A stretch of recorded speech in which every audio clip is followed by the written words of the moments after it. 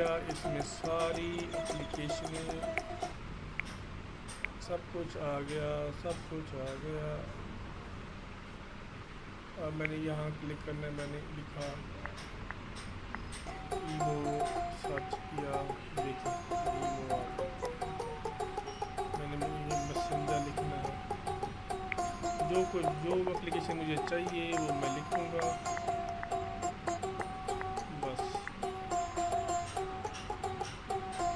Messenger मैंने कर लिया, इंस्टॉल कर लिया, एक्सेप्ट कर लिया, ये मैसेंजर इंस्टॉल हो गया। ये मैं गेम कर लेता हूँ कोई।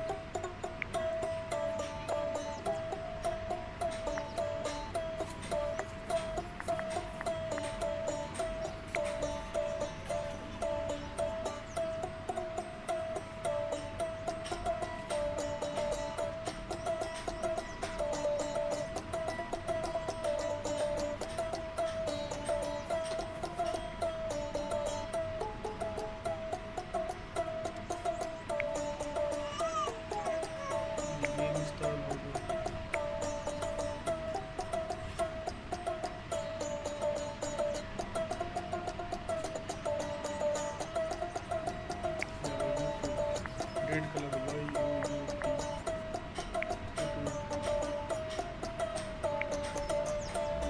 ये अपडेट होगी यूट्यूब।